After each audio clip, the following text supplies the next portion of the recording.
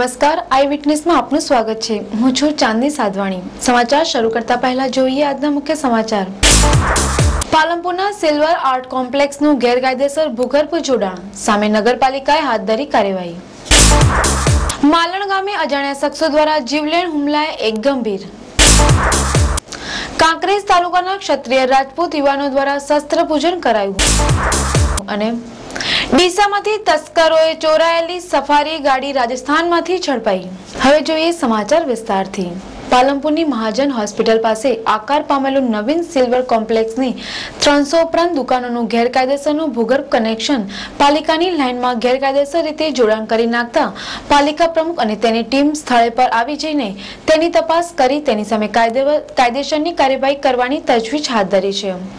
પાલનપુરના નગરપાલિકાની હદ વિસ્તારમાં મહાજન હોસ્પિટલની બાજુમાં આકાર પામી રહેલ સિલ્વર પાર્ક કોમ્પ્લેક્સની 300 ઉપરાંત દુકાનો બનેલ છે, જ્યારે કોમ્પ્લેક્સની આગળ પસાર થતી ભૂગર્ભ ગટર લાઇનમાં નગરપાલિકાની કોઈપણ જાતની પરવાનગી લીધા વગર 300 ઉપરાંત દુકાનોનું ગેરકાયદેસર કનેક્શન ભૂગર્ભ ગટરમાં જોડી નાખેલ હતું, તેમજ જાહેર માર્ગ જે નવીન બનાવવા માટે મરૂડ પાથરેલ છે તેને તોડીને ભૂગર્ભની પાઇપ નાખવામાં આવી હતી। તેની જાણ નગરપાલિકા પ્રમુખ હર્ષાબેન મહેશ્વરી, ભૂગર્ભ ગટરના ચેરમેન પ્રતાપભાઈ જાની સ્ટાફ સાથે સ્થળ ઉપર આવીને તપાસ કરતા તેમણે પાલિકાના અન્ય સભ્યોને તથા મીડિયાને બોલાવીને ઉપરોક્ત ગેરકાયદેસર કનેક્શન લેનાર કોમ્પ્લેક્સના માલિક સામે કાયદેસરની દંડનીય કાર્યવાહી કરાશે તેવું નગરપાલિકાના પ્રમુખ અને ચેરમેને મીડિયાને જણાવ્યું હતું। પાલિકાના સૂત્રોને મળતી માહિતી મુજબ ઉપરોક્ત કોમ્પ્લેક્સના ગેરકાયદેસર કનેક્શનની દંડનીય રકમ 8 લાખ જેવી થાય છે।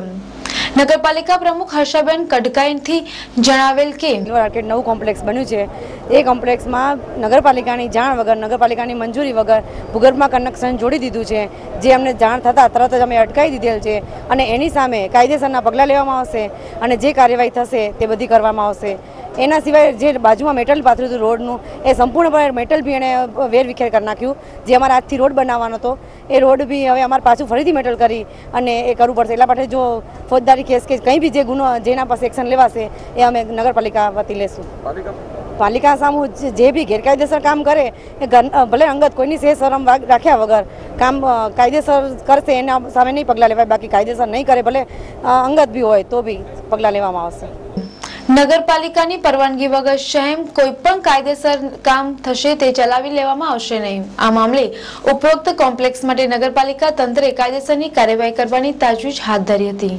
જિલ્લા મથક પાલનપુરમાં રખડતા ઢોરોના લીધે સ્થાનિક લોકો અનેકવાર અકસ્માતના ભોગ બને છે। પાલનપુરના રહીશો માટે શેરદર્દ સમાન બન્યો છે। આ અંગે નગરજનોની વારંવાર રજૂઆતને લીધે પાલિકા તંત્ર દ્વારા પશુઓ પકડવાની કાર્યવાહી હાથ ધરવામાં આવે છે, પરંતુ વર્તમાન સમયે કોઈ પણ શખ્સ વધુ પશુ પકડવા માટે તૈયાર ન હોવાથી આ સમસ્યાનો ઉકેલ ન આવતો હોવાનું સૂત્રો પાસેથી જાણવા મળ્યું છે। પાલનપુર શહેરમાં કોટા અંદરના વિસ્તાર જેવા કે નાની બજાર, મોટી બજાર, ફોફળિયા કુવા, કમાલપુરા, દિલ્હી ગેટ ઉપરાંત ગઠામણ દરવાજા, ગુરુનાનક ચોક, કીર્તિ સ્તંભ, સિમલા ગેટ, સંજય ચોક, રેલવે સ્ટેશન માર્ગ, બસ સ્ટેન્ડ માર્ગ, કોઝી તેમજ હાઈવે વિસ્તારમાં રખડતા પશુઓમાં ખાસ કરીને ગાયોની સંખ્યા દિન પ્રતિદિન વધી રહી છે।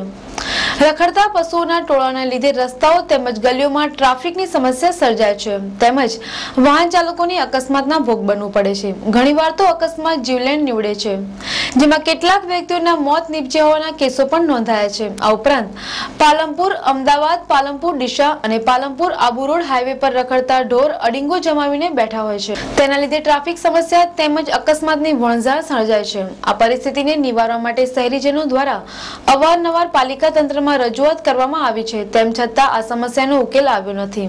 આ અંગે પાલિકા તંત્રને પૂછતા પાલિકા તંત્રના સૂત્રોએ જણાવ્યું હતું કે રખડતા પશુઓને પકડવા માટે અવારનવાર કાર્યવાહી હાથ ધરવામાં આવે છે અને પશુઓને ઢોર ડબ્બામાં પૂરવામાં આવ્યા હતા, પરંતુ કેટલાક માથાભારે શખ્સોએ ઢોર ડબ્બાની દિવાલ તોડી પશુઓને છોડાવી ગયા હતા। ત્યારબાદ એક પશુને પકડવા માટે પાલિકા તંત્ર દ્વારા ઢોર દીઠ ₹200 નક્કી કરવામાં આવ્યા છતાં કોઈ વ્યક્તિ આ કામગીરી કરવા તૈયાર ન હોવાથી વર્તમાન સમયે આ સમસ્યા હલ થતી નથી।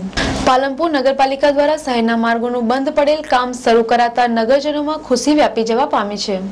પાલિકાના બાંધકામ ચેરમેન સાગરભાઈ માળીના નેતૃત્વમાં શહેરના તમામ માર્ગોનું કામ ગત રોજથી શરૂ કરતા શહેરના નવીન માર્ગો પર ચાલકોની સુખાકારી સફર શરૂ થવા લાગી છે.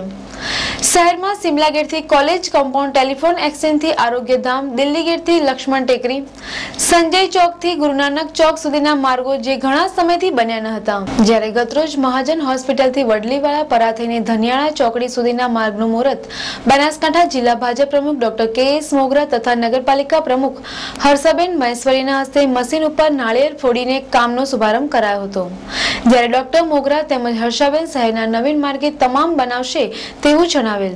જ્યારે મીડિયા સમક્ષ પાલિકા બાંધકામ ચેરમેન સાગર માળીએ જણાવ્યું કે મહાજન હોસ્પિટલથી માલણ દરવાજા સુધીના રોડનું કામ અત્યારે ચાલુ છે, જે 3-4 દિવસમાં પૂર્ણ થઈ જશે. તે ઉપરાંત સિટી લાઇટ અમી રોડથી બ્રાહ્મણવાસ સુધીના રોડનું કામ પૂર્ણ થયેલ છે અને તે ઉપરાંત નાની નાની ગલીઓના રોડ પણ ચાલુ છે.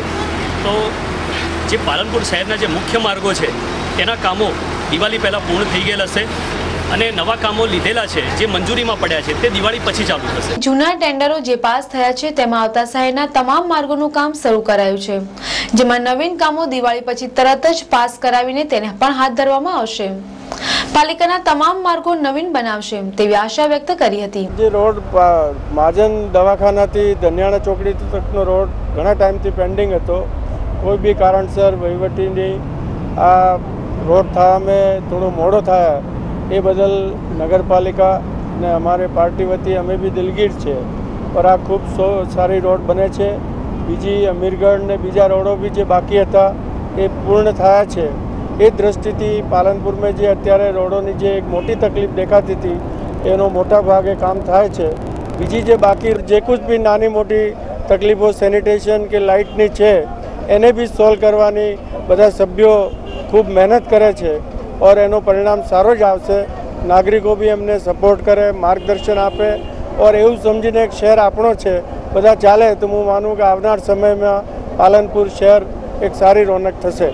આ પ્રસંગે પાલિકા પ્રમુખ, ઉપપ્રમુખ હસમુખ પઢિયાર, દેવેન્દ્ર રાવલ, શહેર ભાજપ પ્રમુખ મહેશભાઈ ઠક્કર, યુવા ભાજપ શહેર પ્રમુખ હરેશભાઈ ચૌધરી સહિત મોટાભાગના તમામ નગરપાલિકાના સભ્યો, ભાજપના કાર્યકરો ઉપસ્થિત રહ્યા હતા. પાલનપુરમાં લાયન્સ ક્લબ ઓફ પાલનપુર દ્વારા જરૂરિયાતમંદ લોકો માટે પાલનપુરમાં હોસ્પિટલ તો છે, ત્યાં જિલ્લાના તેમજ પાડોશી રાજ્ય રાજસ્થાનના ગ્રામીણ વિસ્તારના દર્દીઓ લાભ લઈ રહ્યા છે. જ્યારે તેમની યશ કલગીમાં એક પીછું ઉમેરાયું છે, જેમાં ઉપરોક્ત હોસ્પિટલના 3જા માળે સુભદ્રાબેન જયંતિલાલ નાગરદાસ શાહ પરિવાર દ્વારા શુભ જયંતિ લાયન્સ હોસ્પિટલનો ગતરોજ લાયન્સ હોલમાં મોટી સંખ્યામાં અગ્રણીઓની હાજરીમાં દીપ પ્રાગટ્ય કરીને પુષ્પગુચ્છ તથા શાલ ઉડાડી મહેમાનોનું સ્વાગત કરાયું હતું. લાયન્સ હોલમાં જયંતિલાલ નાગરદાસ શાહ, કિંમત ધાનેરા પરિવાર, આરોગ્ય મંત્રી પરબતભાઈ પટેલ, જિલ્લા કલેક્ટર જે.બી. વોરા તેમજ ડિસ્ટ્રિક્ટ ગવર્નર લાયન્સ સુરેશભાઈ શાહના વરદ હસ્તે દીપ પ્રાગટ્ય કરીને શુભારંભ કરાયો હતો. જેમાં જિલ્લા કલેક્ટર જે.બી. વોરા જણાવેલ કે પાલનપુરના સુપુત્રો જે બહાર જઈને વસેલા છે તેઓ વતનનું ઋણ અદા કરી રહ્યા છે. જ્યારે જિલ્લા કલેક્ટર તરીકે લોકોની સુખાકારી, સુખ સગવડતા તથા આરોગ્ય જળવાઈ રહે તે માટે જ્યારે પણ મારી જરૂર પડે ત્યારે સહભાગી બનવા તત્પર રહીશ. નવીન શરૂ થયેલ આંખની હોસ્પિટલ જિલ્લાની જરૂરિયાત છે. અમદાવાદ ખાતે ઉત્તર ગુજરાતના લોકો માટે લાયન્સ કર્ણાવતી હોસ્પિટલ ચાલુ કરાઈ છે. 3 વર્ષ અગાઉ બનાસકાંઠા જિલ્લાના ભાભર ખાતે સેટેલાઇટ સેન્ટર હોસ્પિટલ શરૂ કરાઈ છે. જ્યારે ગતરોજ પાલનપુરના ગોબરી રોડ ખાતે આવેલ લાયન્સ ક્લબ ઓફ પાલનપુરની હોસ્પિટલના 3જા માળે અદ્યતન આંખની હોસ્પિટલ શરૂ કરાઈ છે. ઉપરોક્ત સમારંભને સફળ બનાવવા લાયન્સ પાલનપુર પ્રમુખ અમૃતભાઈ પટેલ, ડોક્ટર મેવાડા, ડોક્ટર જીતેન્દ્ર મોદી, કે.એન. શાહ, પ્રકાશભાઈ અગ્રવાલ ભારે જહેમત ઉઠાવી હતી. ઉપરોક્ત પ્રસંગમાં લાયન્સ ક્લબના અગ્રણીઓ ઉપસ્થિત રહ્યા હતા. સમાચારમાં સમય છે એક વિરામનો. જોતા રહો આઈ વિટનેસ.